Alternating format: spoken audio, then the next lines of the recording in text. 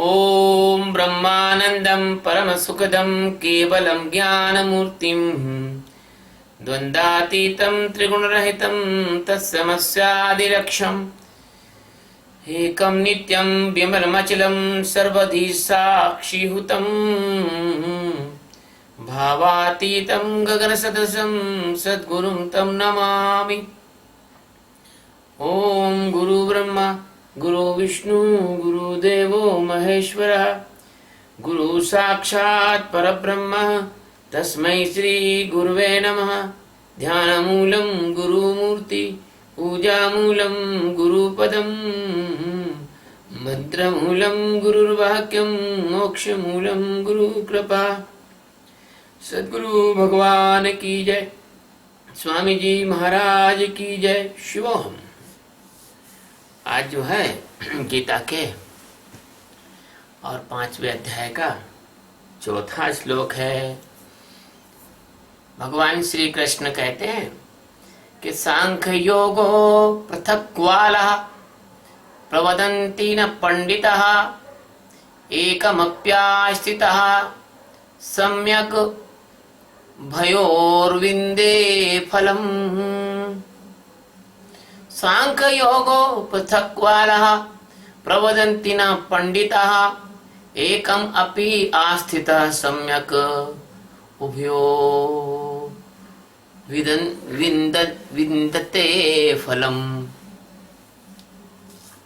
सांख्य योग यानी संन्यास और कर्म योग को, सांख्य योगो दोनों को कहा यहाँ पर, संन्यास और कर्म योग को। बाला यानी मूर्ख लोग है ना, पृथक यानी अलग अलग फल देने वाला, प्रवदंती यानी कहते हैं, ना यानी नहीं, पंडिता यानी पंडित जन, एकम यानी एक में, अप यानी भी, आस्थित यानी स्थित पुरुष, सम्यक यानी ठीक प्रकार से, सत्य रूप से, उभयो यानी दोनों के, विन्दते यानी प्राप्त होता है, फलम यानी फलस्वरूप। देखिए पंडित शब्द से भ्रमित मत हो जाना। गीता में ब्रह्म ज्ञानी को ही पंडित कहा है, बाकी को नहीं कहा।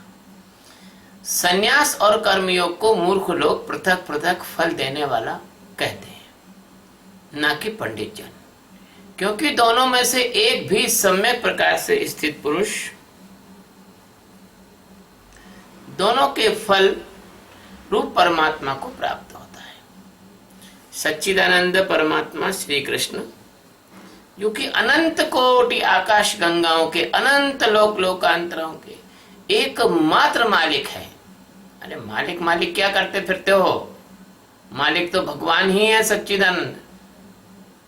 ये तुम्हारे टुटपुंजी मालिक कोई मालिक नहीं है, है ना। ये मकान मालिक, दुकान मालिक, फलाने मालिक है, ये कोई मालिक नहीं है। मालिक तो परमात्मा है, जिसके रोम रोम में कोटि कोटि ब्रह्मांडों का निवास है। हे अर्जुन, भगवान कहते हैं, हे अर्जुन, जिसकी समझ बौनी है, जिसमें अकल नहीं है।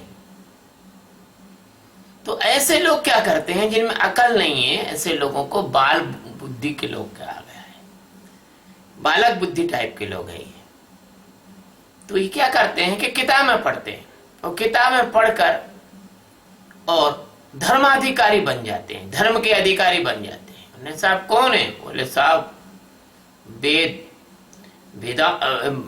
वेद चूड़ामणि है। बोले ओ ये कौन है? बोले साहब ये फलाने शास्त्र के मर्मज्ञ। और ये कौन है? रामायण के मर्मज्ञ। और ये कौन है? बोले साहब ये तो पातंजलि योग के बहुत ज्ञाता हैं।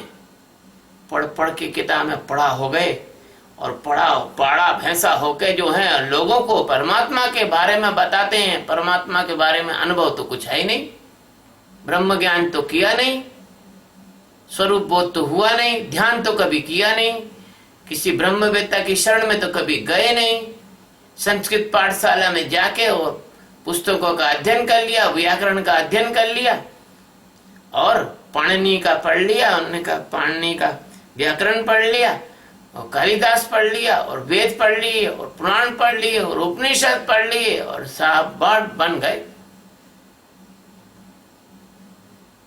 एक गाड़ी किताब में भरकर एक पंडित अपने गांव में लौटा और अपनी माँ से बोला, बनारस से मैं पढ़ के आया हूं माँ, और शास्त्रार्थ में जिससे भी करूं उसको हरा सकता हूं। माँ ने कहा ठीक है, तो अगर शास्त्रार्थ करके सबको हरा सकता है, लेकिन तूने अपने अहंकार को तो नहीं हरा पाया। पहले बेटा अहंकार को हरा गया। तो पांडित्य जो है, आज का जो पांडित्य है, वो अहंकार बढ़ाता है, और वह पांडित्य जिसकी चर्चा भगवान श्री कृष्ण कर रहे हैं, वो अहंकार की भ्रांति तक को मिटा देता है। इसलिए जो बाल बुद्धि के लोग हैं, वो लोगों को समझाते हैं कि संन्यास योग और कर्म योग, इसके फल अलग अलग होते हैं, और फल भी उन्होंने घड़ लिए, फल भी उन्होंने घड़ लिए।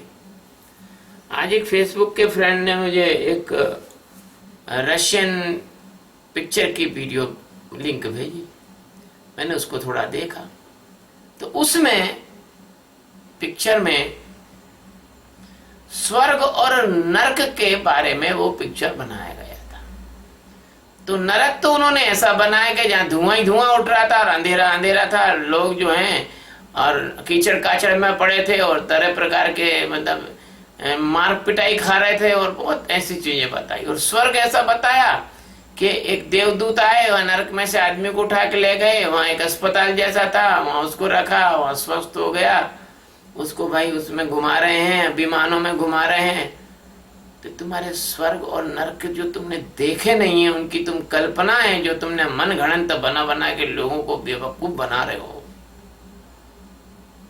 क्योंकि तुम्हें ब्रह्म ज्ञान अभी हुआ नहीं है, और ब्रह्म ज्ञान तुम चाहते भी नहीं हो। तो जो ऐसे लोग हैं, उनको कहा गया बाल बुद्धि के मूर्ख लोग। वे सन्यास और योग के फलों को, कर्म योग के फलों को पृथक पृथक फल देने वाला बताते हैं। कर्मयोग और संन्यास योग दोनों को पृथक पृथक फल देने वाला बताते हैं, और ऐसा समझते हुए ऐसा करके क्या करते हैं, वो लोगों को भ्रमित करते हैं, है ना। जबकि ब्रह्मवेत्ता है, वो पंडित हैं, और वो क्या करते हैं, वो इस तत्व को ठीक से जानते हैं, और जानने के बाद वो कोई उनके पास यदि कोई जिज्ञासु आता है, तो उस जिज्ञासु को वो ठीक प्रकार से उस तत्व में पहले ठहराते हैं, और ठहराने के बाद उसको बताते नहीं, उसको उस तत्व में रमाते हैं। और जब वो उस तत्व में रमने लग जाता है, तो वो जान जाता है कि चाहे आप वैराग्य से संन्यास से चले जाओ, और या फिर चले जाओ कर्मयोग से, आपकी मंजिल एक ही है, आपका ठिकाना एक ही है। और ठीक प्रकार से जब कोई व्यक्ति या तो योग में, कर्म योग में खड़ा हो जाए, और या वह संन्यास योग में खड़ा हो जाए, अगर ठीक प्रकार से खड़ा हो जाए, सम्यक रूप से, सम्यक शब्द बड़ा प्यारा है। मैंने जैन दर्शन में सम्यक ज्ञान, सम्यक दर्शन, सम्यक चारित्र, इसके बारे में टोडरमल के ग्रंथ कभी पढ़े थे बचपन में। इस सम्यक शब्द बड़ा प्यारा है। सम्यक का मतलब होता है एप्रोप्रिएट, एकदम जैसा है वैसा ही, जैसा होना चाहिए वैसा ही, 100 में से 100 मार्क्स ऐसा। तो अगर इस ढंग से कोई पुरुष खड़ा हो जाए, तो उसको एक ही फल प्राप्त होता है। वो फल क्या है? वो फल है परमात्मा। वो फल क्या है? वो फल है परमात्मा का बोध। वो फल क्या है? आत्म साक्षात्कार। वो फल क्या है? जागरण। वो फल क्या है? बुद्धत्व। वो फल क्या है? आत्मज्ञान। वो फल क्या है? तत्व ज्ञान। वो फल क्या है? परमहंस अवस्था। वो फल क्या है? आत्मबोध। तो सांख्य योग का जो मार्ग है, वह नेति नेति करके और समस्त तत्वों से अपने आप को पृथक कर लेना, गुण विभाग और कर्म विभाग से, और वहां तक करते करते करते परमात्मा तक की जो यात्रा हो जाती है, कर्मों में अति अल्पता आ जाती है। वो आदमी करता हुआ भी कुछ नहीं करता, और करता है बहुत कम करता है, जितना शरीर साधन के लिए जरूरी है उतना ही करता है। तो वहां पर क्या होता है कि वो व्यक्ति अधिक से अधिक ध्यान में डूबा रहता है, अधिक से अधिक समय साधना में लगाता है, और वो परमात्मा को प्राप्त कर लेता है। इसी तरह से जो कर्मयोग होता है उसमें वो नहाते हुए, धोते हुए, भोजन करते हुए, सब कुछ करते हुए, ऑफिस में काम करते हुए, बच्चों को खिलाते हुए, पत्नी से बात करते हुए, सब कुछ करते हुए वो निरंतर साक्षी में रहता है। उसका साक्षी कभी टूटता नहीं है, और साक्षी कभी नहीं टूटता तो क्या होता है, वह ध्यान अवस्था में पहुंच जाता है। हमने इसको ध्यान अवस्था कहा, फिर भान अवस्था में पहुंच जाता है, और फिर जागरण की अवस्था को प्राप्त करके परमात्मा में जीना यह सीख जाता है। देखिए, सांख्य योग से भी परमात्मा में जीना सीखता है, और कर्मयोग से भी परमात्मा में जीना सीखता है। इन दोनों की मंजिल एक ही है, अंतिम अवस्था एक ही है। परमात्मा में नित्य रूप से वह स्थित हो जाए, यह इसका लक्ष्य है। यह है बात अनुभव की, है ना। और जिसने पाया है इसको, जिसने जाना है इसको, तो भगवान श्री कृष्ण महाराज उनको पंडित कहते हैं। और जो पुस्तक पढ़कर मनमाना बकते हैं और बगुले जैसा ध्यान करना सिखाते हैं,